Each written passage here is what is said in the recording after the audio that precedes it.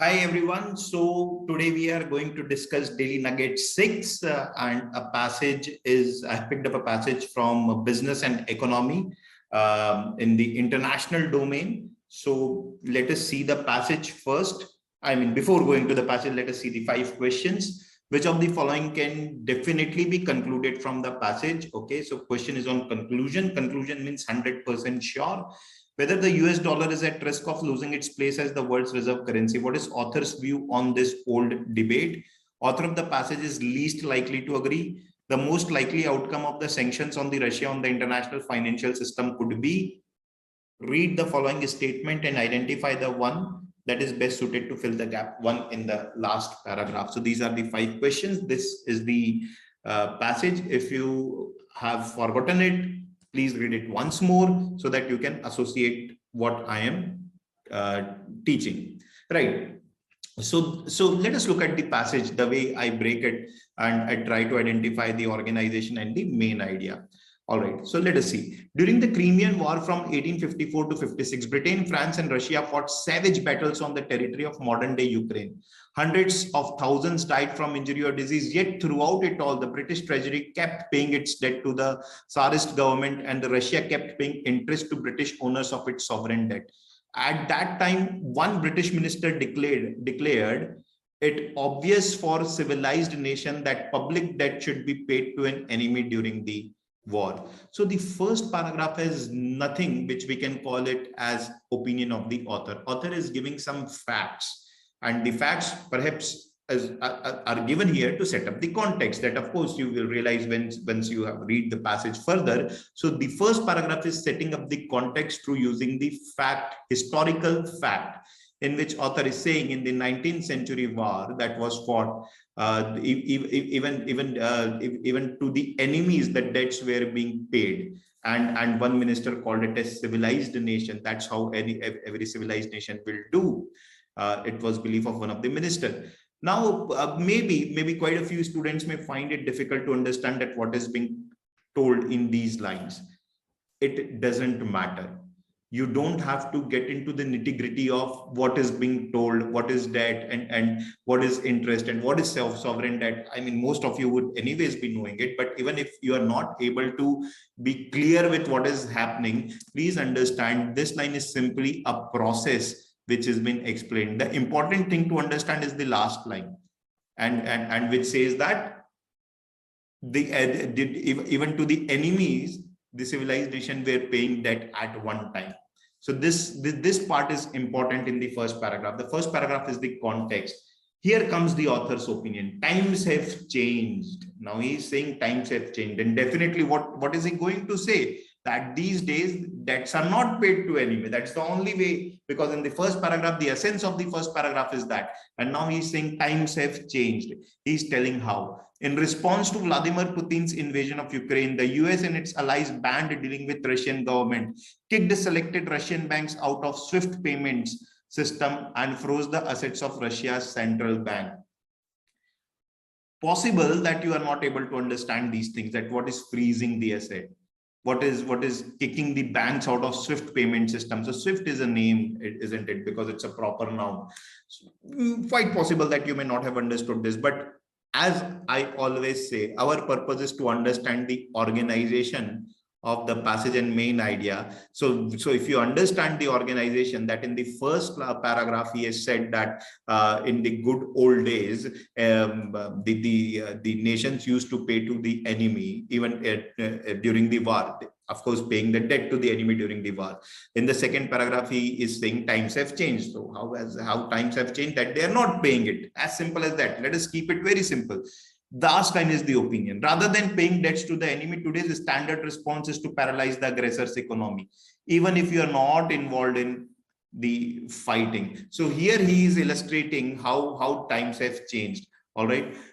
Then freezing the central bank of Russia's reserve was particularly unexpected, ruthless, and effective act. Very much author's opinion that this is unexpected, ruthless, and effective act. How? Explained in the next few lines. And this is an important question that author has raised. If your dollar-based central bank reserves can be frozen when you need them most, then what is the use in holding them? Now, again, this line can find a few students can find confusing that what it is trying to say. Let me explain you what it is trying to say. If your dollar-based central bank reserves can be frozen when you need them most. So what is happening is Russia is holding its currency in the form of dollars, for example. So those dollars are who owns the dollar. So US owns the dollar. So it's saying that US has frozen that account, and if the account is frozen, Russia cannot take out money from that. So author is saying if your dollar-based central bank reserves can be frozen, then what is the use in holding them? It is like, for example, you are holding your account in a particular bank, all right, and then that because of some mischief that you have done, that account is being frozen of in that particular bank. So you will not be able to use that money or the asset whatever you are holding with that bank. So it is such kind of thing. I'm explaining in very simplistic term.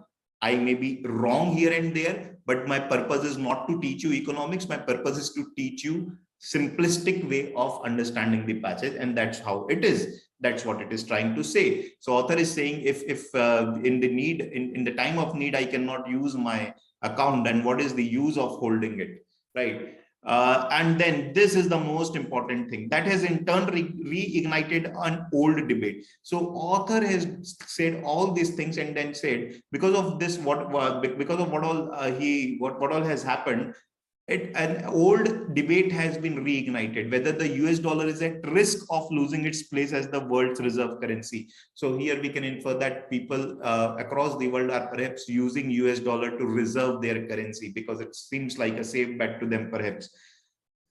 So this has ignited the old debate. But while the freeze on Russia will spur on those who would like to supply an alternative, most notably with China, internationalization of its currency, the renminbi, they are unlikely to supplant the dollar.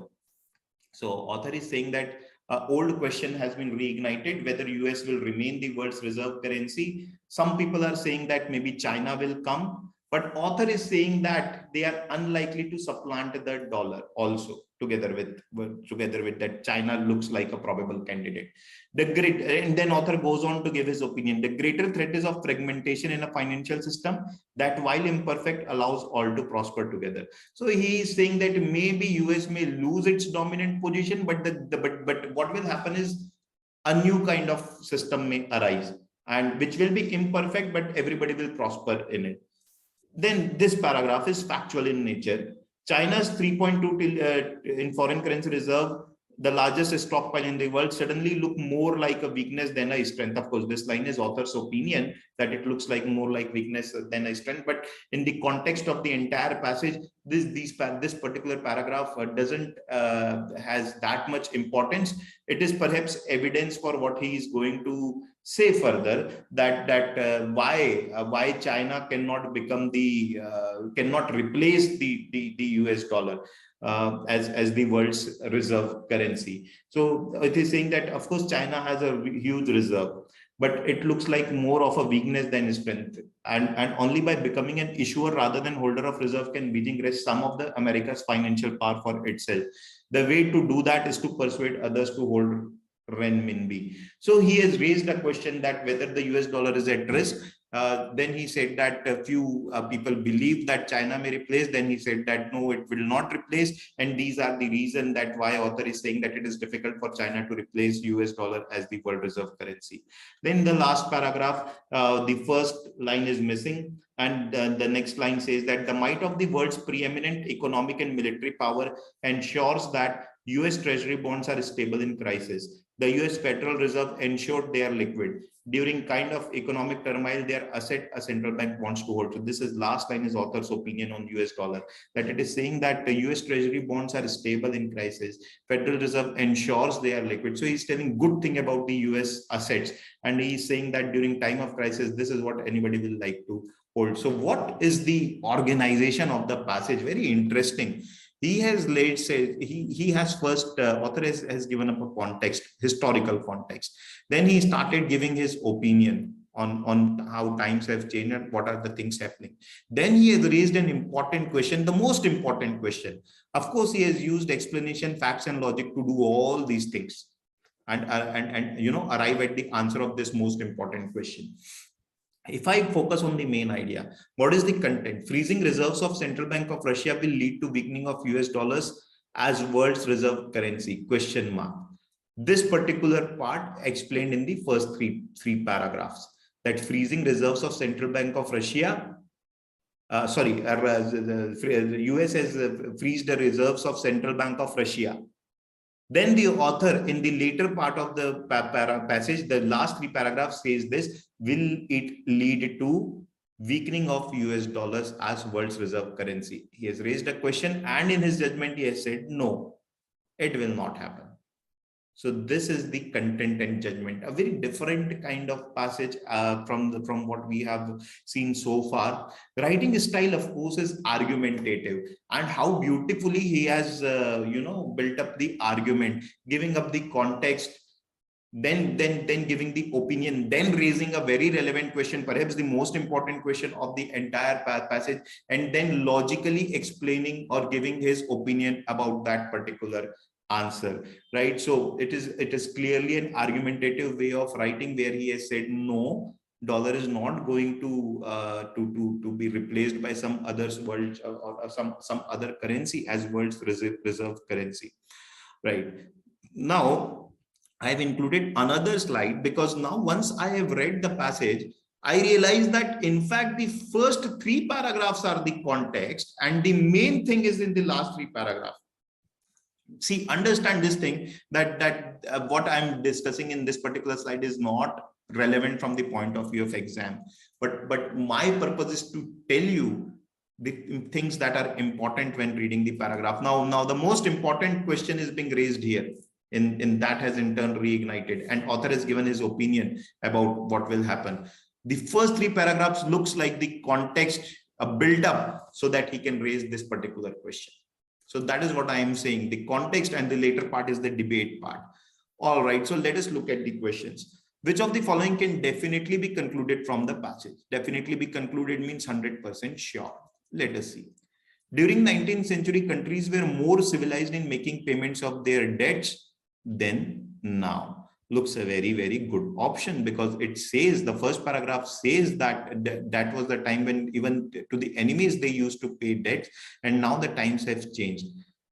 Whether we can call them more civilized in making payment, I have made a scrambled option.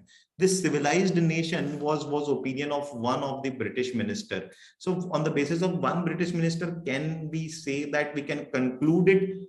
Debatable. Let me look at the other options. If I find a better option, I will mark, otherwise I will revisit this. The modern day countries are more practical in punishing any other country which is acting as an aggressor. Now this is something which is out of scope, but you may believe it to be true. Why? Because many people may believe that if it is a war, then why to pay debt to the enemy country? That's the practical thing to do, not to pay the debt. Let them feel the pain in every possible sense. But that is your belief. If you are thinking like that, not discussed in the passage, out of scope. This practical, can't say it is practical or not, as per the passage. With the changing times, the way a war waging country is punished by other countries has changed. Beautiful. Now, this is the perfect balanced option, because it says that times have changed and the way a waging country is being punished by other countries has also changed, because now they are also getting punished by imposing sanctions or freezing the accounts. So the way it is, the country is getting punished is changed. Previously, they were not getting punished by this in this particular fashion. Over the years, leaders of countries like Russia, US, and UK have eroded the morality of nations with respect to financial payment. Of course, the least likely answer out of the all four. So out of A and C, you see C is more balanced. This is definitely something that you can conclude. A cannot be concluded. Countries were more civilized in making payments of their debts than now. There are quite a few problems just on the basis of one saying civilized. Then the other problem is paying debts to whom? The passage is written with respect to enemy nation. This is more general in nature. So I say that, okay, A is also right, but to conclude, C seems a better option. And that's why I framed two close options. So C is the better choice than A. Yeah. Whether the US dollar is at risk of losing its place as the world's reserve currency. What is the author's view on this whole debate? So what is the author's view? Whether US dollar is at risk of losing currency? He has said no. But which no? Probably no or definitely no. Now, this is something that I want you to understand. What has he said? He has said that they are unlikely to supplant the dollar. The word uses unlikely. That means there may exist a possibility, although less. The greater threat is of fragmentation. Then he's saying this is another possibility, the greater threat. So he's saying that chances are more of this happening. Then he also says that only by becoming an issuer rather than holder of reserve can Beijing wrest control of America's financial power for itself. So he's saying that there is a way for China, although that looks unlikely, but there is a way for China through which it can wrest some control out of or wrest some control from America. So there is a possibility for them. So out of probably no and definitely no, probably no is a better choice because he is of view that it is not going to happen. It is unlikely. He's saying it is unlikely. And even if it happens, China has to do this. So that's why answer is probably no and not definitely no. Third, author of the passage is least likely to agree with which of the following? Least likely. Beijing can wrest some of the America's financial power only by becoming issuer rather than holder of the reserve. This is definitely given in the passage, and this is what author has said also. Freezing the Central Bank of Russia's reserves was expected, ruthless, and ineffective act. If you have marked any other answer than this, then you have committed a very, very silly mistake. The passage says that it wasn't unexpected. I've done this because I've seen it in many mocks, that one particular word is missing and people commit silly mistake. So I don't have to explain anything more here. This is direct opposite of what is being mentioned. So that is why this should be the answer. Okay, next. The most likely outcome of the sanctions on Russia on the international financial system could be. What could be the outcome? Nothing changes. US dollar remains the currency that everyone would like to hold. So this part is true from the passage. Nothing changes. Author has said that things may change. So looks a decent enough choice. Let me not eliminate it. China wresting financial power from US and the countries hold their reserve banks in renminbi. This is definitely not what author is saying. Opposite of what author is saying. A new fragmented system involved, but countries still hold their central bank reserves in dollar. This is the most likely outcome because he said the greater threat is of fragmentation in a financial system. Author has said that the financial system may get fragmented. So perhaps US may get weak and others may also rise and the financial system becomes fragmented, which will be imperfect, but everybody will prosper. And towards the end, he has said that still the dominant reserve will be the US dollar. So C is the right answer. D, countries will no longer hold their central bank reserves in dollar is complete opposite of what has been mentioned. So out of A and C, A is ruled out because of nothing changes, right? Fifth, read the following statement and identify the one that is best suited to fill the gap one in the last paragraph. So what was last paragraph about? Last paragraph was about why people will hold US dollars. Why people will, or people, I mean countries or economy will still prefer to hold their reserves in US dollars. That's what last paragraph is about. It says that because US bonds are more stable in crisis, Federal Reserve ensures that they are liquid. So that's why people will prefer or countries will prefer. What was the thing given in the previous paragraph? The previous paragraph ends with saying that how China can become a financial power. And the only way to do that is to persuade others to hold the renminbi. So author is saying that only way China can do that is to persuade others to hold its currency. Then we have to fill up a blank. And then it goes on to say that why US currency will still be preferred. Let us see. The dollar, however, will be hard to overcome. So I'm looking for something which helps me to change the tone. Here author is saying that how China can wrest power from US. And in the last paragraph, author is saying that US will be preferred choice. So I'm looking for something which changes the tone, and A helps me do that. The dollar, however, will be hard to overcome. China can persuade others. The only way to do them is to persuade others, but to overcome dollar, it will be difficult. And the reason is being mentioned that why it's going to be difficult. That's why A is the answer. Let us look at B. And this should not be a problem for China considering its might. I have made a scrambled option. I know many people would have marked it because many people would consider words preeminent economic and military power to be China, and plus the word might being used here.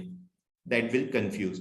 But if B is the answer, and this should not be a problem for China, if you are marking B as the answer, then understand you are killing the entire opinion of the author about US dollars. Then you are marking an option which is complete, which is in complete contrast to what author is saying. So this is opposite of what is being meant. The main question to ask is whether others are interested in China. A very generic option. The main question to ask is whether others are interested in China. If you have marked this, then lines following this should explain that whether people are, or answer whether other countries are interested or not interested. China, after all, is huge. In fact, world's largest currency reserves. This is simply reiteration of something that has been mentioned previously. It doesn't act as a bridge which helps me to switch from China to US. So that is why answer is option number A. So thank you very much. It was a difficult passage relatively from what we have seen. The questions also, I intentionally made a few changes and a few fresh type of questions. So I hope that you have learned how to solve such questions and also what areas to focus upon in the passage.